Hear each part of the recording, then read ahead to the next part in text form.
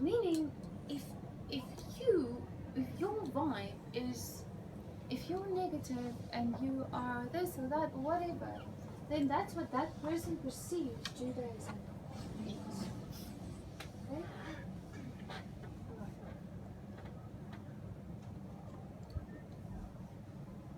It has a lot to do also with how, now that we've determined who we are, what is our worth, how do we want to project ourselves to the world, what it is we want to attract, we have to come to a place where we now decide how are we going to conduct this to someone else.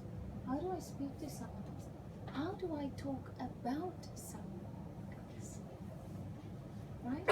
When you say something about another person, it has a lot to do with your level of tzniut. Because tzniut does not only mean modesty. It's a mistranslation. That's not what it means. Tzniut means appropriate. What is appropriate and what is not appropriate? Should I say this thing now or should I not say it now? Would a black dress be appropriate or would a colorful dress be appropriate? Because black is not always appropriate. Okay? If you visit, like, especially if you're a speaker or someone and you visit a modern Orthodox community or Reform community or something like this, now you want to have an impression on, you want to like make an impact on them, right? And you rock up in your bulletproof stockings and your pencil skirts and you're like, and you're ready. That is also not tzniut. Like, you might be covered from head to toe, but you're not appropriate, right? Girls, right? Right. So yes, I need some Yeah, I agree. Okay. If you agree with me, please say so. Okay. It's really, really frustrating to look at all these beautiful faces and you don't say anything, and I'm like, what's going on? Just dazzled. Just dazzled with this. All right. I'm wondering if we also have to be cynistic under when we are unter uns. Just like, When when we are together, like women together. Especially On our own. because it is with regards to our conduct. It's got nothing, well, it's got something to do with how you conduct yourself towards men. Just a second, sweetheart. How you conduct yourself towards men, but it's about conduct in general. If I sit with you one-on-one and we are having coffee and noodles, right? And I'm slurping up those noodles and it's just noodles flying and water going and the coffee is going and I like chew with my mouth open and all of that stuff. Is that snur? No. No. Are there men present? No, but it's got nothing to do with that. Why? Because I am a better Elisheva. I'm not the Elisheva that slurps noodles from a pot. Right? That's my self-value. You understand what I mean? Like, it's a stupid example maybe, but that's what it means. It's your conduct towards, it starts with your own thoughts about you. It starts with your relationship with you. And once you are okay with you and you've determined your value, now I can portray my value to someone else. No, you had a question or a comment or something. I wanted to ask, like, how far should you go with like dressing appropriately? Because sometimes then like, you know, like then you're not still if you're appropriate. So there's another concept that, for what I'm trying to say is, it's a broad umbrella concept, right? Yes, it's also appropriate, but it also is common sense. Like, if you are a Jew with common sense, you'll know that, like, It's instinctive. You just know. you know. You understand? Like, if you mean like, if you, for example, are in a place where everyone is like dressed in almost nothing, you shouldn't ask yourself, am I dressed appropriately? Your question should be, do I belong here in the first place? You understand? Like, that is also, it's also got to do with this thing about being appropriate. Like, should I be here right now? Is it a snua place for me to be? I was invited on the Sukkot on the dark side of Rabbi Nachman for a women party. And they danced so, and then I also danced wild. We were only women. Yeah, and they made this Breslov techno music and they chant. Yeah, so that's completely okay. You're gonna jump up and down, that's fine, but you are not gonna jump to the point where your anatomy starts climbing out of your clothes and pick up your skirt and stuff, are you? No, because No, it's but not. I would not dance in front of men like that. Of course not. But so the way you conducted yourself in front of those women was modest enough. You can do stuff in front of women that you're not going to do in front of men. But there's still a level, there's like a line that you won't cross. Does that make sense? Of course. Alright.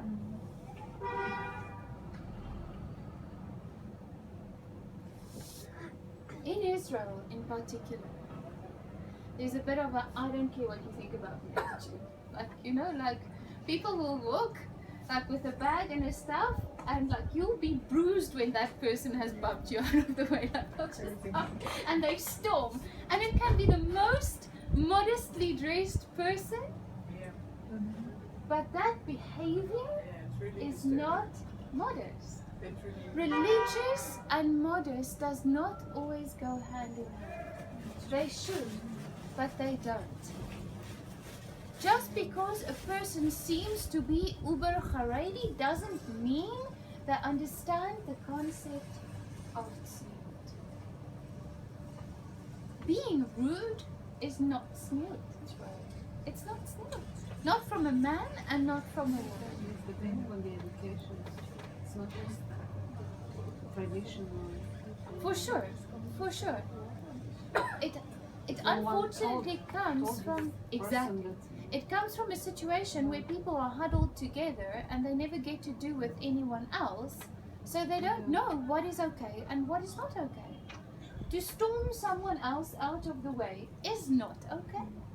I can't tell you how many times in my life I've missed a bus because I didn't want to knock someone over. Like, maybe it's because I'm South African with a European mindset, but I'm not going to get on a bus if it means that I have to hurt someone else to get on a bus. I'm just not willing to do. I'm not willing to do that. How did you manage before Rosh Hashanah in the lands in the soup? I did it. I sent my husband to do it. Because So now I have to do it.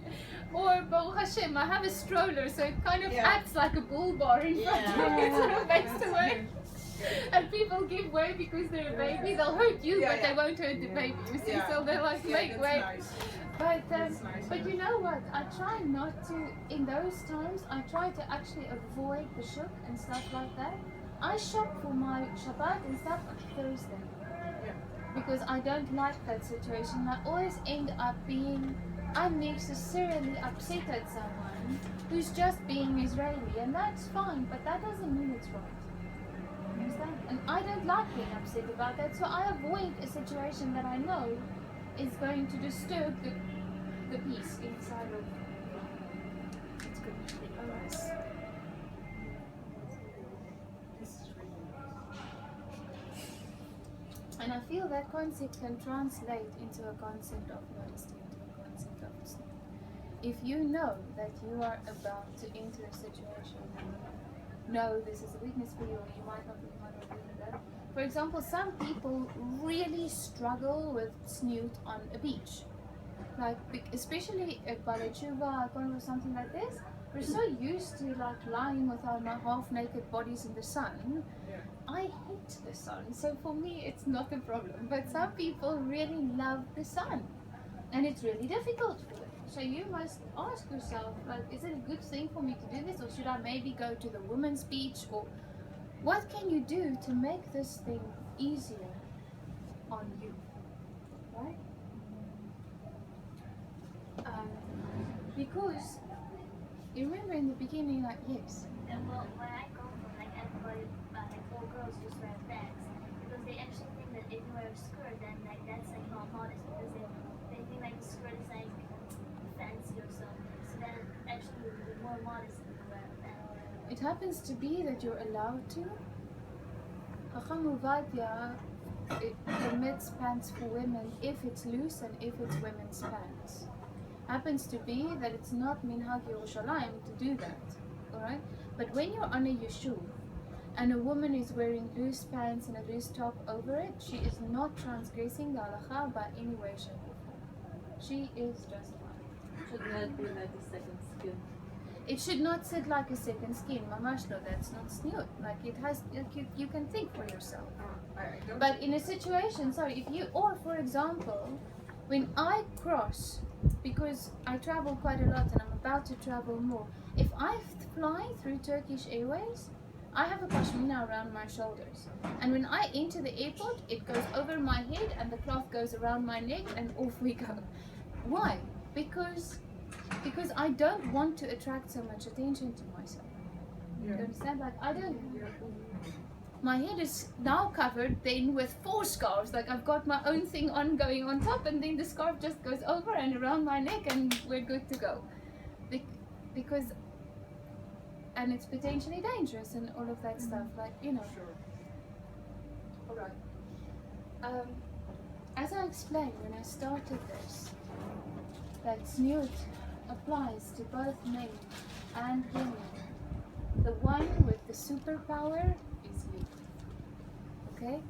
Hashem made us so different here. He spoke a bit about that on Monday with regards to Shidduchim. And no, snoot is not there for you so that you can protect men. That's not why it's there. I'm going to explain to you very shortly why it's there. But part of this, a part of it is in a sense so that you have the superpower to rule over man like you cannot believe.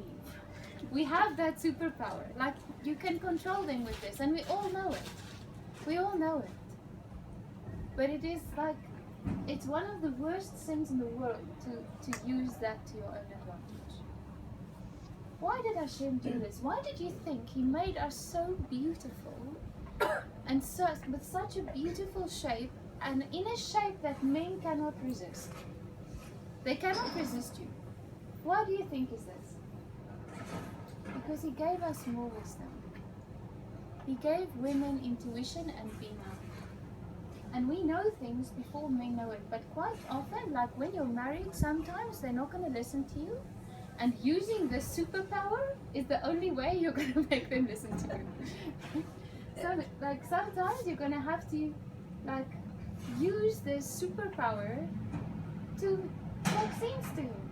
I have a saying that the world is ruled by pillow talk. Right? Like, Just ruled by what? by pillow talk. Oh yes, yes. Like women can easily influence men that way, and we all know this. But we have the superpower. But Superman and Spider-Man and all these guys, they have full outfits. They don't walk around naked. They protect that superpower. Alright? You should protect your superpower too. It's like that power, that beautiful power that Hashem gave you. It's a beautiful and amazing thing. This power that Hashem gave you is a bit like if you have a grandmother who came out of the Holocaust and this necklace or brooch or something came with her, and it's like a 3-carat diamond and all sorts of stuff. You're not going to wear it every day in the shul, are you? No. Maybe on Shabbat, maybe on like special occasions you bring this thing out and everyone can see, wow, this is so beautiful, but it's only for special occasions, and then you put it back. This superpower thing is the same way. Like we only reveal our bodies to our husbands in this special situation. You understand? Because it has supreme value.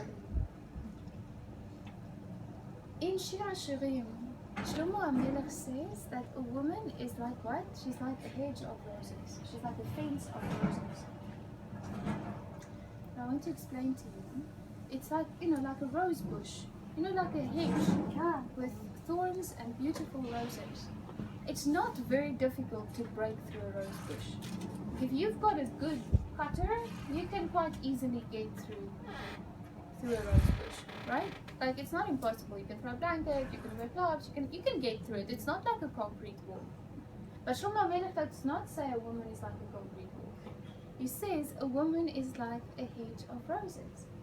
The only thing that prevents you from breaking through is the beauty of the roses. The only thing that prevents you from chopping up that fence is the beauty of the rose. Do you understand what I'm saying to you? And that is what protects you. Is that beauty of the rose. Is that what you have to protect? Because somehow Hashem finds you beautiful enough and worthy enough that He decided we have to protect you because you are too beautiful. Do you understand? The only thing that prevents us from that prevents someone from just crushing this whole thing is that there's beautiful roses on us. You know what I find interesting, the European culture, and maybe I can speak the most about the Middle East. The young ladies are taught that if they dispose their bodies the most, that will be the most attractive. But if you come here in Israel, for example, and you see here in Yerushalayim all the women dressed that beautifully, then it pops up by me, because the beautiness of the women is hidden, it's even more powerful. You know why?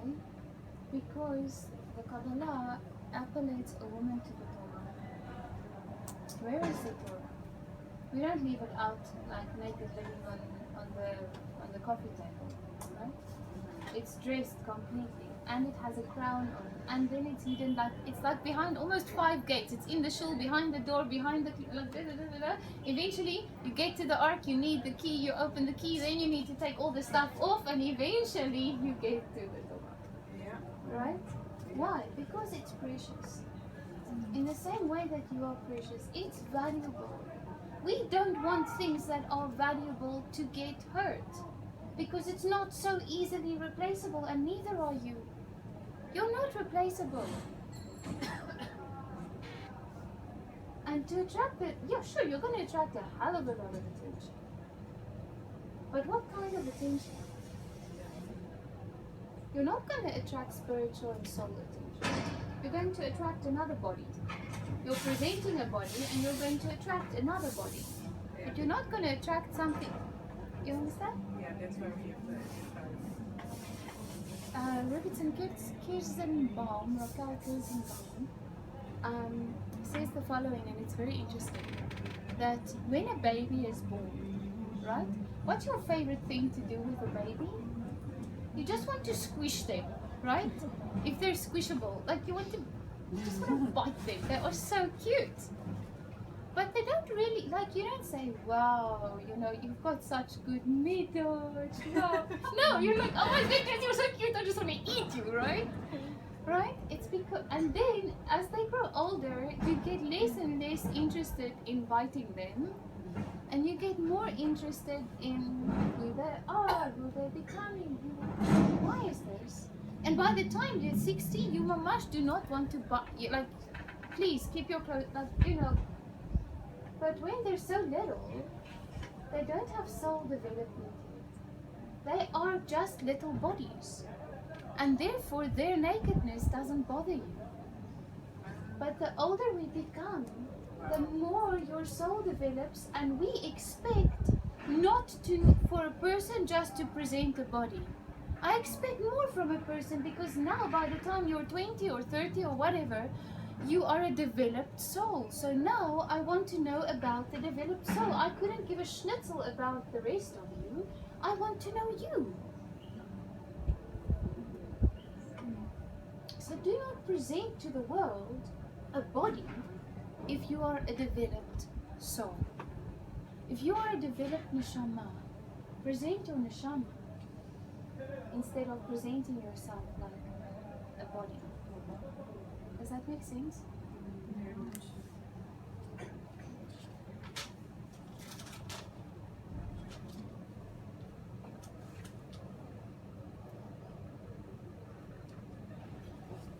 The more you realize this value, the more self-worth you have, the more you realize really how valuable and how beautiful you are, the better you start valuing.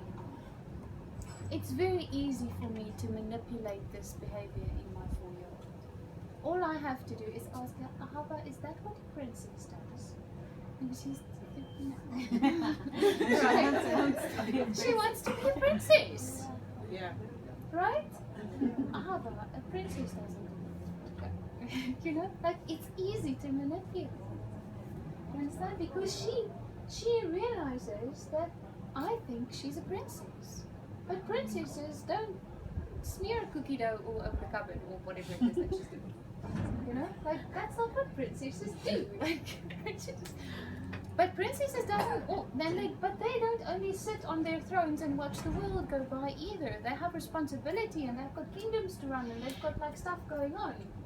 Presenting a little girl with the title of princess, you need to explain to her that this thing comes with.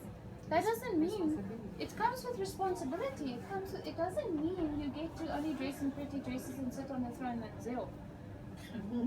That's not what it means. Is your servant. This self-value, when you get married, then translates into your marriage. Because this determines how you are going to portray yourself to your husband and how. The thing is, guys, is that men are brutal creatures. They are monstrous. But they cannot resist something that's good. And that's why, like, when a woman cries or something like this, they're like a little bit careful because they realize, I've broken this thing. Now what do I do? Now I broke it. Now what? You understand? Yes. Like, They don't know what to do. they don't know what to do. That's why they sometimes walk away because they don't like, what do I do now? But it's very important to understand that this thing translates, and especially in the way you speak to him and the way you speak to everyone else. My grandmother, may she be blessed, right? She passed away about 10 years ago. She was the most remarkable person. She was such a ladylike person. Like, I cannot even describe to you. Like, she had every Saturday 12 o'clock she had her hair appointment. On Thursday she was like this, right? She was like this. But when she woke up, like, girls, I've got Israeli hair. I've got dark, curly, very messy hair. So when I woke up the morning, I wake up with a Jew fro. I have 80s hair going all over the pillow when I wake up in the morning. But when she woke up like exactly like she laid down. Like, her hair was like precisely in place, completely. And it doesn't matter what time of the day you caught her, she was always dressed like.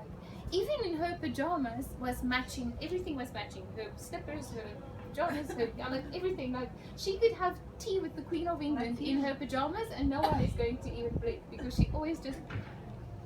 I fail, but I do try, because even when you're alone, these things matter. Yeah. Because it's a dignified thing.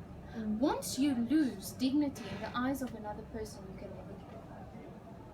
When you get angry and you start screaming and crying and shouting and going like crazy, the person who sees you like that can never unsee that. And your value can never be restored to what it was. So when you find yourself in a compromised position, you have to think, is it maybe a good idea that for the sake of my own snoot, for the sake of my own dignity, isn't it better that I just take a breather from the person, the situation, the whatever, take a deep breath and come back when I can continue this fight, this argument, this discussion in a dignified way. Right?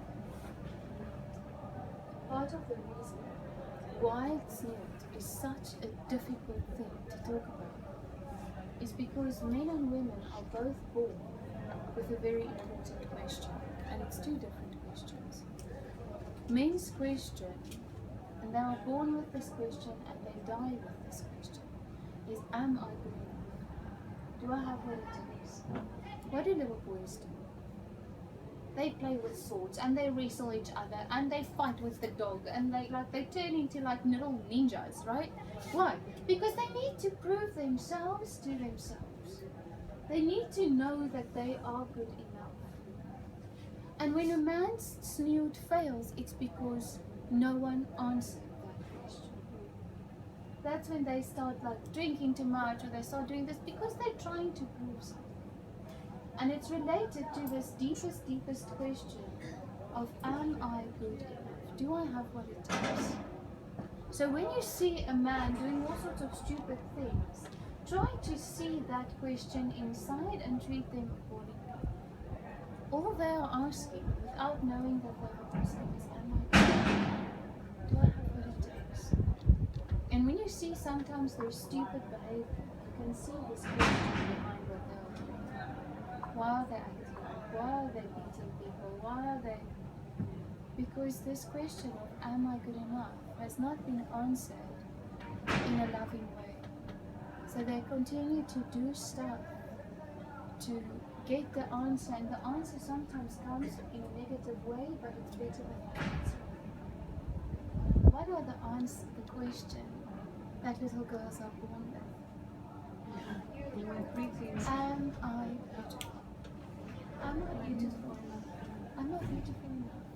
We twirl around in little skirts when we're little, and we play that we're princesses, and we cook, and because we want to be beautiful. Ahava went through a stage. My little 4-year-old went through a stage. If the skirt didn't twirl, she did not want it. Like if that skirt, if the twirl doesn't make like 180-degree flare, it's not a good skirt. Like, so we'd go glass shopping, and she wanted to fit them on everything, because if it doesn't twirl, it's not a dress. That's it, right? I remained exactly last Rosh Hashanah. Hadassah is now 20 months, and I had something in mind for her, and with a lot of things. And I dressed her as she was walking. Oh, wow! Because It was she's amazing. beautiful. Yeah, and she felt Her herself. Exactly. Yeah. Her value rises. Yeah, You understand? Because you answer her question, yes, you're beautiful. yeah. And she feels beautiful. And in the same way, if someone is dressed very beautifully, you tend to treat them a little bit different than someone that's dressed not so beautifully. Yeah. Understand? Like if someone is dressed in a beautiful and dignified manner, your conduct towards them is different towards, it's more respectful. So you determine how people react to you by your level of smooth, right? We don't like speaking about this to people. Am I beautiful? Because we fear that it is. But let them come. Because as we go through adolescence, and as we grow up, and as we go through teenagers, when our parents and our fathers and the people who are supposed to answer this question, am I beautiful, do not answer your question, we start revealing more of ourselves so that someone else can answer our question. And at that point, when you've reached 15, 16, 17, and no one has answered your question, any answer will do. At that point, any answer is good enough, even if it's not a positive answer. Any answer will do. And that is why abuse hurts. And that is why harassment hurts, because it speaks to this question. When abuse comes in any form, it says you are not beautiful enough to protect. You are not beautiful enough to be nice to.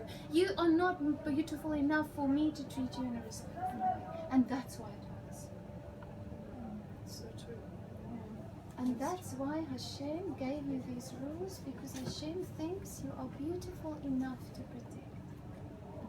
Hashem thinks that you are valuable enough and beautiful enough to cover up, to protect. That is Hashem's answer, is I think you are beautiful enough. I think you are a hedge of roses.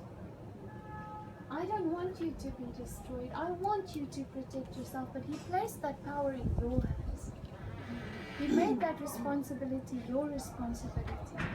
He gave you the beauty, and He gave you the power, and He placed that question, am I beautiful, inside of you? And He wants to answer the question. He wants to tell you that you are good enough and that you are most beautiful.